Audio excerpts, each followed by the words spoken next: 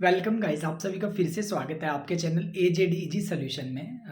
आज का जो हमारा टॉपिक है वो है initial value and final value theorem.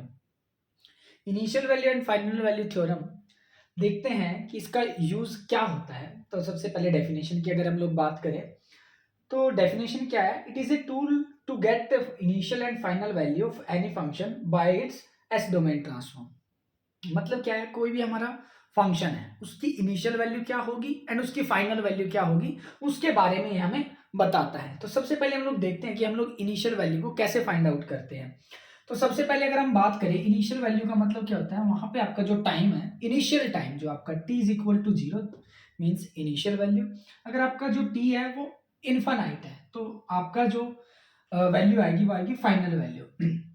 अब उन्होंने एस डोमेन की अगर बात की तो उस केस में क्या होता है, अगर जो आपका टी है, टी यहाँ पे अगर ये आपका इन्फिनिटी है, ये सॉरी टी आपका इनिशियल केस में 0 होता है, तो उस केस में अगर हम एस डोमेन में बात करें तो वो आपका इनफाइनाइट होती है लिमिट उसकी। अगर टी की लिमिट आपकी 0 को अप्रोच करती है तो एस डोमेन में वो क्या करता है, इनफाइनाइट को करता है। तो इनिशियल वैल्यू निकालने का जो फॉर्मूला है वो आपको दिया हुआ है, लिमिट एस इनटू में फंक्शन।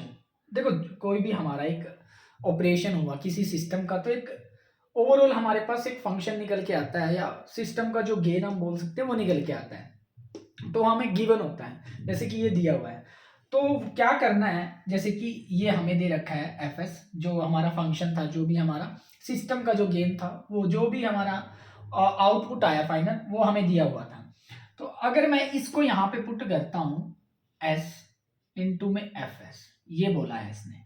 अब एफ एस क्या है आपके पास, यहाँ पे एफ एस है 1/s+2। तो यहां पे अगर मैं इसको पुट कर देता हूं s+2, और यहां पे जो लिमिट है आपकी s टेंड्स टू क्या है, इनफाइनाइट। अगर मैं यहां पे s को इनफाइनाइट पुट कर देता हूं डायरेक्ट, तो ये कुछ ऐसी फॉर्म हमारी आ जाती है, इनफाइनाइट बाय इनफाइनाइट। तो आपने एल हॉस्पिटल रूल वगैरह में भी पढ़ा था कि हम इसको थोड़ा मॉडिफाई करते हैं, लिखने का तरीका चेंज करते हैं जिस केस में हमारे पास ये फॉर्म ना आए। तो यहाँ पे अगर मैं बात करूं तो इसको मैं कैसे लिख सकता हूँ, लिखना मुझे यही है, एस 1/s+2। अब मैं अगर इसको ऐसे लिखूं, एस कॉमन लू, यहाँ पे ये हो जाएगा 2/s। ये क्या हो गया, एस डॉट, ये इस फंक्शन को मैंने कैसे चेंज किया, एस कॉमन लिया तो यहाँ पे 1 बचा और 2 के बाय में एस आ गया। अब इस एस से ये एस कैंसल, और जो लिमिट है वो आपकी क्या थी, इनफाइनाइट। एस किसको, इनफाइनाइट को अप्रोच कर रहा था। अब मैं इसको यहाँ पे अगर पुट करता हूं s is equal to infinite, तो ये अब आपका क्या आएगा, यहाँ पे देखो किसी की के बाय में अगर इनफाइनाइट है तो उसकी वैल्यू क्या होती है, 0। तो यहाँ पे क्या हो जाएगा, 1 प्लस में 0। तो आपकी इनिशियल वैल्यू इस फंक्शन की क्या आई है, यहाँ पे 1 आई है। इनिशियल वैल्यू क्या आई है इस फंक्शन की, 1 आई है। मतलब ये जो जो भी ये फंक्शन है जिसकी आउटपुट है उसकी जो इनिशियल वैल्यू है वो क्या है, 1 है। अब अगर मैं फाइनल वैल्यू की बात करूं इसी फंक्शन की, तो पहले देख लेते हैं कि फाइनल वैल्यू निकालने का जो फॉर्मूला है वो क्या होता है। होता है ऐसे ही है, तो उसको मैं कैसे लिखता हूं, limit S function F S, और जो लिमिट है वो आपकी, जैसे यहाँ पे t आपका इनफाइनाइट को अप्रोच कर रहा था, तो यहाँ पे जो s है वो 0 को अप्रोच करेगा, तो s की वैल्यू क्या होगी, 0 होगी। अब मैं इसी फंक्शन की फाइनल वैल्यू अगर निकालूं, फंक्शन यहाँ पे मैं रख देता हूँ s+2, थोड़ा लिखने का तरीका इसमें होता है। अब यहाँ पे मैं s को क्या रिप्लेस कर दूंगा, 0। तो ये क्या हो जाएगा, यहाँ पे 0 इंटू में 0+2, तो ओवरऑल जो आपकी वैल्यू आएगी वो क्या आएगी, 0। मतलब ये कोई एक ऐसा फंक्शन है जिसकी जो इनिशियल वैल्यू है वो क्या है, 1 है, और जो इसकी फाइनल वैल्यू है वो क्या है, 0 है। मतलब एक एग्जांपल मैं आपको दिखाता हूँ यहाँ पे। मान लो कोई भी मैं एक एग्जांपल लेके देखता हूँ। जैसे मान लो कि एग्जांपल ये था कि फंक्शन जो था आपका f t is equal to e की पावर -2t था। अब मुझे इसका इनिशियल और फाइनल वैल्यू बताना है, तो t की वैल्यू में क्या रखूं, यहाँ पे t इज इक्वल टू 0। तो यहां से अगर मैं बात करूं तो ये क्या हो गया, 0 और e की पावर 0 मीन्स 1।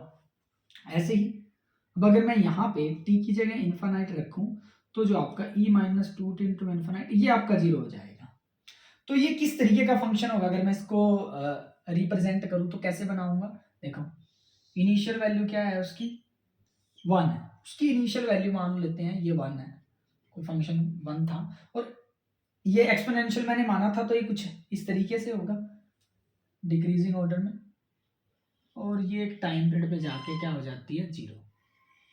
तो ये कुछ इस तरीके का फंक्शन होगा आपका।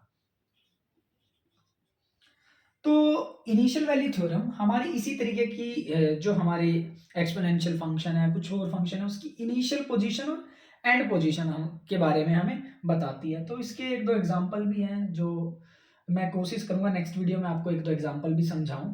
बट अगर मैं एक सीधी सादी बात करूं तो इनिशियल और फाइनल वैल्यू का मतलब ये होता है कि उसका फंक्शन का इनिशियल स्टार्ट कहाँ से है और फाइनल वो एंड में कहाँ पे है, तो ये उसकी पोजीशन को भी बताता है। तो देखते हैं नेक्स्ट वीडियो में हमारे कुछ एग्जांपल है उनको कि उनकी इनिशियल और फाइनल वैल्यू क्या है और किस तरीके से हम लोग निकालते हैं। Thank you.